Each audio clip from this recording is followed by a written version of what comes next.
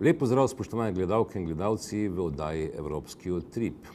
Evropski parlament ima tokrat mini plenarno zasedanje v samem Bruslju in normalno, kot vselej, je z nami v Skype povezavi vodja slovenske delegacije pri Evropski ljudski stranki, dr. Milan Zver. Najprej seveda pozdrav v Bruslju. Lep pozdrav, Slovenija. Ta mini plenarka ima toliko aktualnih vsebin, da sploh ne vem, kje bi začel, pa se mi zdi, da bi bilo skoraj najbolj pri tistem, kar tudi nas v Sloveniji najbolj muči. Morda ne veste, urednik tednika Pirkovič je bil pravzaprav prisiljen, da odstopi zaradi inkriminiranega v narekovaju intervjuja z glasbenikom, pevcem Thompsonom. Vi pa ste danes imeli na plenarki prav razmere, kar se tiče medijev na Češkem, morda kakšna povezava? Res je, danes zjutraj smo imeli v Evropskem parlamentu tukaj v Bruslju na plenarki razpravo o medijski svobodi na Češkem. Ni mi čisto jasno, kako jim je uspelo to točko postaviti na dnevni red, glede na to, da si medijska svoboda v nekaterih drugih postkomunističnih državah še bolj skrčena kot na Češkem, ampak vendarle je bila lepa priložnost, da so poslanci govorili tudi o medijski svobodi nasploh, tudi v drugih državah, in jaz sem seveda imel priložnost tudi pojasniti, kakšne so razmere tudi v Sloveniji. Poudaril sem, da tudi v Sloveniji medijski prostor ni uravnotežen, da je asimetričen in da ni dovolj pluralen, kakor bi ustrezalo recimo neki politični strukturi volilnega telesa. Tudi v nekaterih drugih državah imajo podobne težave, ampak menim, da pri nas veliko večje kot je kje drugje. Poslanci so v glavnem govorili o težavah v primeru, ko kakšen tajkun ali pa kakšen gospodarstvenik zakupi dobršen del medijskega prostora in seveda producira svojo resnico v javnosti in seveda s tem je lahko kršena temeljna človekova pravica biti objektivno informiran. Dejstvo je, da se tudi evropska javnost se bolj zaveda pomena objektivnega informiranja in pa uravnoteženega ter pluralnega medijskega prostora. Če morda češki podjetniki, tajkuni zakupijo medijski prostor, pri nas rajši ti tajkuni kar kupijo medije, pa potem preko njih plasirajo svojo resnico. Ja, jaz sem poudaril, da so dominantni mediji v Sloveniji pretirano v rokah zgolj ene politične opcije, levice, in da seveda na ta način ne prispevajo k pluralnosti medijskega prostora, ampak ravno obratno. Asimetrija je prevelika. To ni bila prva debata, že pred leti smo imeli eno podobno debato, ko smo govorili o medijski svobodi na Madžarskem. Že takrat sem ugotavljal enako, eden od slovenskih poslancev je dejal, da imajo novinarji vso pravico pisati in govoriti in sporočati po svoji vesti. In če so zdaj vsi levi, je pač slovenski medijski prostor pač levi, ampak seveda s tako trditvijo se nisem mogel strinjati. Danes boste še spregovorili poslancem in sicer o Evropski agenciji o temeljnih pravicah. Zakaj se gre? Torej, na Dunaju ima Evropska komisija svojo agencijo o temeljnih človekovih pravicah, ki že 10 let posluje. Prej je bila ena druga agencija in potem se je to združevalo, tako da imamo močno službo tudi na Dunaju, ki bi naj varovala, ščitila pa širila kulturo človekovih pravic in svoboščin v okviru Evropske unije. Več ali manj so poslanci pozdravljali poročilo, ki ga je pripravila Angelika Mlinar, koroška Slovenka, ki deluje v okviru ALDE skupine. Jaz sem tudi pozdravil to poročilo, vendar sem bil nekoliko kritičen, predvsem zaradi tega, ker se ta agencija pretirano ukvarja z pravicami in svoboščinami nekaterih posebnih družbenih skupin, kot so LGTB, romska skupnost in tako naprej. Ne ukvarja pa se dovolj z temeljnimi človekovimi pravicami, kar je tudi v nazivu njihove inštitucije, te agencije. Poudaril sem, da sem bil pred leti pri bivšem direktorju te agencije, mu predstavil primer Janše in pa Patrie kot primer eklatantnega kršenja temeljnih človekovih pravic v Republiki Sloveniji. Vendar ustreznega odziva ni bilo niti takrat in tudi sedaj, ko smo sprejemali na nek način 5-letni načrt dela, vidim, da bodo stvari šle v nepravo smer. Ponovno sem poudaril, da bi morala agencija se bolj neposredno vključevati tudi v kazenske postopke, in tudi bi morali imeti to področje posebej opredeljeno v svojem načrtu dela in seveda, da bi delali izvirne študije o stanju človekovih pravic v posameznih državah in o klimi demokracije, stanju demokracije v državah, ne pa da povzemajo zgolj uradne statistike, tiste, ki jim seveda države članice ponudijo in na podlagi tega pišejo poročila. Ta agencija ima zaposlenih 90 ljudi, ima veliko denarja, torej velik tudi človeški potencial in od nje pričakujemo veliko več, kot ta hip daje.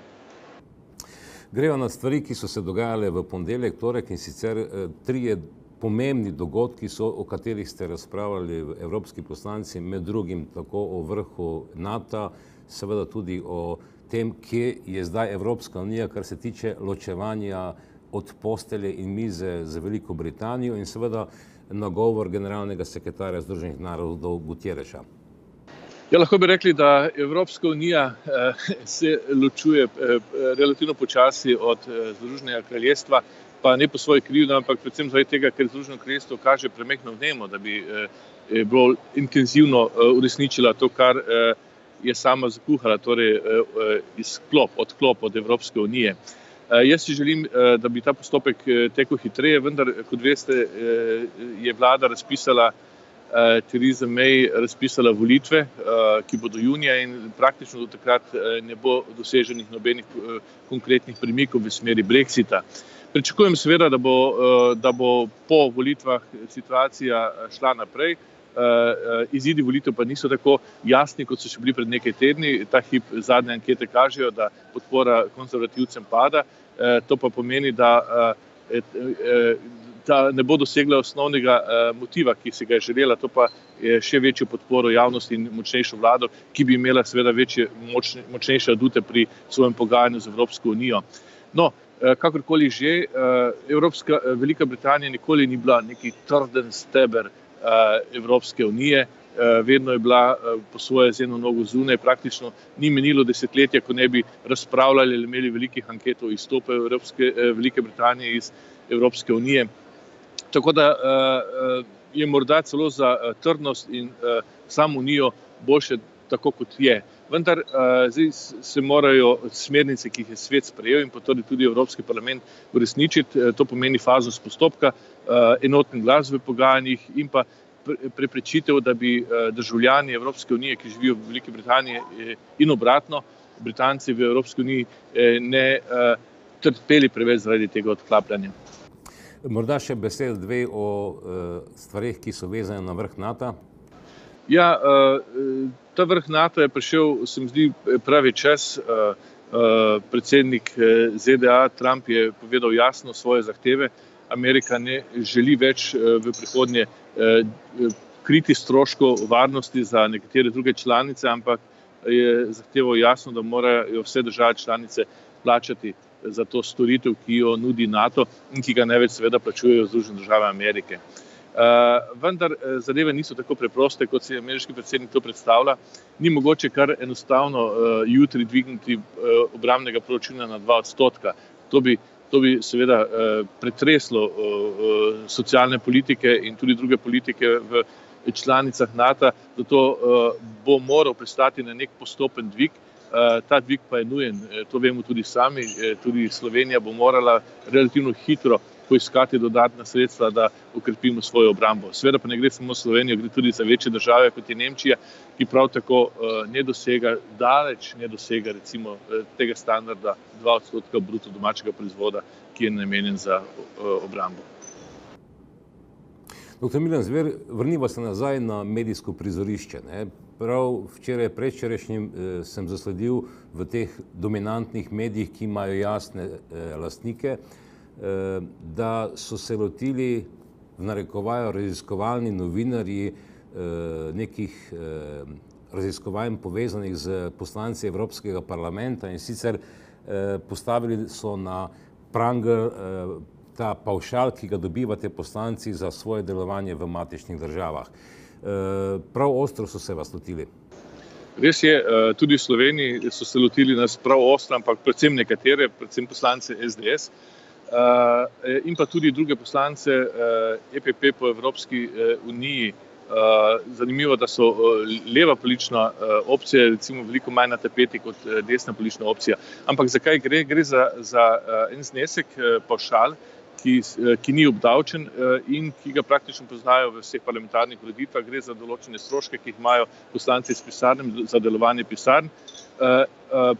Kontrola, nadzor vseh redne porabe tega pa bi seveda Evropski parlament preveč stala.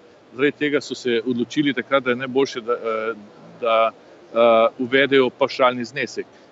Če bi hoteli vse to kontrolirati, vsak račun posebej bi potrebovali 50 do 100 novih zaposlitev v Evropskem parlamentu, kar so nekoč že prepoznali, da je neracionalno. Seveda so nekateri poslanci različno dojemajo pomen tega zneska. 1/3 jih kar sploh nima svojih pisarn in ne vemo, kam usmerjajo oziroma kam dajo ta denar. Seveda pa drugi poslanci pa, velika večina pa po mojem odgovorno uporablja ta denar in to je za delo poslanske pisarne v volilni enoti oziroma v državi, odkudar prihajajo. Zdaj, kar se nas treh iz SDS tiče, je situacija jasna. Očitali so nam, da imamo prostore najete pri politični stranki, kar je dovoljeno, kar ni noben greh. Pomembno je, da porabljamo denar racionalno. Seveda, če imaš ti dovolj aktivnosti in če je stranka živa, potem bi lahko porabili dvakrat več denarja, kot ga dobimo na mesec. Vendar problem pri nekaterih naših kolegih je, da nimajo dovolj živih ali delujočih strank in tudi jaz sam ne vem, kako uporabijo ta znesek. Ampak po eni strani pa je prav, da se javnosti tudi razkrije. V prihodnosti bomo zagotovo pokazali strukturo stroškov, porabe teh stroškov in zagotovo bodo volivci vsaj pred naslednjimi volitvami zahtevali zelo jasno sporočilo oziroma predstavitev, kako so porabljali ta denar, ki, še enkrat pravim, je pavšal in ki ni predmet nekega nadzora nacionalnih organov. Ampak volivci pa bodo seveda imeli svoje zahteve in ta račun bomo morali podati. Na koncu, dr. Milan Zver, v prihodnjih dneh bo pravzaprav minilo 30 let od ustanovitve oziroma od rojstva projekta Erasmus, s katerim ste tudi vi zelo, bom rekel, aktivno in čustveno povezani. Res je, Erasmus praznuje 30-letnico obstoja in v Štrasburu na plenarnem zasedanju bo osrednja prireditev in pa ogromno takih vzporednih dogodkov. Tudi sam sem močno vključen v njih, praktično pripravljamo razne intervjuje, oddaje o Erasmus kot eni dobri, uspešni zgodbi na evropski ravni. Ja, Erasmus je res ena taka zgodba o uspehu. Vsi tisti, ki so bili vključeni v razne oblike Erasmusa, izkazujejo večjo konkurenčnost na trgu dela, bolj so uspešni v življenju in tako naprej. Tako da imajo koristi ne samo ti posamezniki, ampak tudi šolski sistemi in ne nazadnje tudi gospodarstvo, zato ker so bolj zaposljivi ti ljudje in seveda obstaja neka splošna družbena korist od Erasmus plusa. Zato bi bilo dobro v prihodnje, da bi se Erasmus še naprej finančno podpiral, da bi zbrali še več denarja v njegovo podporo, predvsem zaradi tega, ker je ta preveč prošenj se zavrne, premalo, enostavno ni dovolj finančnih zmožnosti, da bi lahko uresničili vse želje mladih, ki želijo se udeleževati raznih oblik, ki jih Erasmus ponuja. Še enkrat pravim, to je ena najboljših naložb v prihodnosti Evropske unije. Torej, do plenarke v Štrasburu, vse dobro, dr. Milan Zver. Hvala tudi vam. Nasvidenje, torej vidimo se takrat, ko bo plenarno zasedanje v Štrasburu. Srečno.